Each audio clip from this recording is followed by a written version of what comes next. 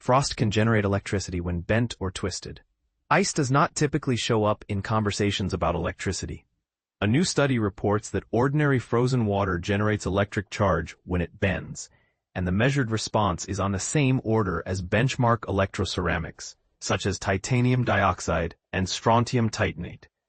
The research also links this behavior to how storms build up charge, offering a fresh way to think about why lightning starts inside clouds. It adds a surface twist at extremely low temperatures that could matter in special environments.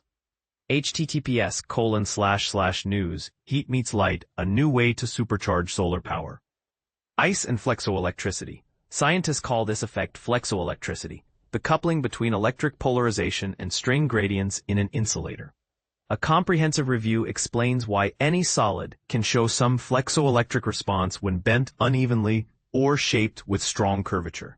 This is not the same as being piezoelectric, which requires a crystal structure that lacks inversion symmetry and creates charge directly under uniform compression or tension. Flexo-electricity does not need that symmetry break, so it can appear in materials that fail the piezoelectric test. Dr. Xin Wen of the Catalan Institute of Nanoscience and Nanotechnology, ICN2, led experiments and modeling. The team combined precise bending tests with theory to tie the electrical signal from ice to its mechanical shape. Testing a slab of ice, the researchers shaped an ice slab, placed it between metal plates, and bent it in a controlled way while monitoring voltage changes. The signal tracked how strongly the slab curved, exactly what flexo-electricity predicts. We discovered that ice generates electric charge in response to mechanical stress at all temperatures, said Dr. Wen. The tests showed that ice keeps producing a strong electrical signal across the whole range of temperatures where it stays solid, right up until it melts. That puts frozen water in the same league as some engineered materials, like certain oxides, that are commonly used in electronic sensors and capacitors. At extremely low temperatures, the researchers also noticed a very thin surface layer of ice that could flip its electrical orientation when an outside electric field was applied. This layer acts like a ferroelectric, but only on the surface and not throughout the entire block of ice. Ice interacting with its environment, surface structure can dramatically change how ice interacts with its surroundings. In thunderclouds, tiny ice crystals crash into soft hailstones known as graupel, and those collisions shift electric charge from one particle to another.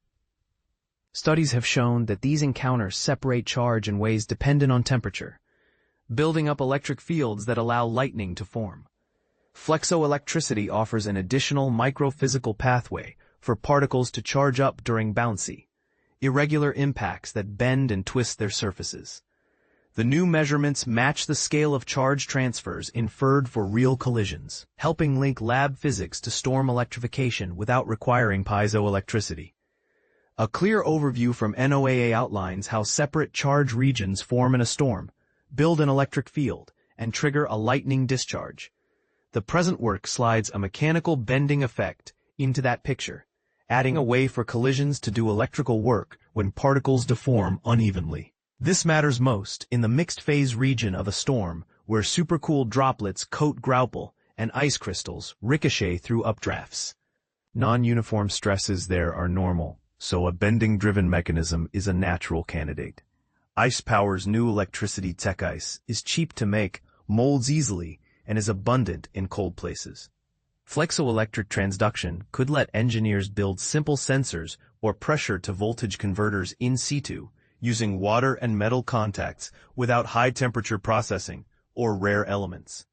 Devices would not be limited to extreme cold, since the flexo-electric response persists up to the melting point. Designs would focus on geometry, because stronger curvature and sharper gradients usually drive larger signals in flexo-electric systems. The ferroelectric surface layer at about -171 degrees Fahrenheit raises interesting options for switching behavior in deep cold. It could enable memory-like responses in polar regions or high-altitude labs, where a modest electric field flips the surface polarization while the interior remains non-polar. Electricity lessons from ice, Flexo-electricity turns uneven bending into electrical charge, even in a material long treated as electromechanically quiet under uniform pressure. Ice now joins the small set of everyday materials proven to convert mechanical shape changes into measurable voltage. In storm physics, it emerges as a credible new factor, working alongside well-known non-inductive charging processes. Charge generated by bending fits naturally with the chaotic collisions of particles, linking lab findings to the electric dynamics of real clouds.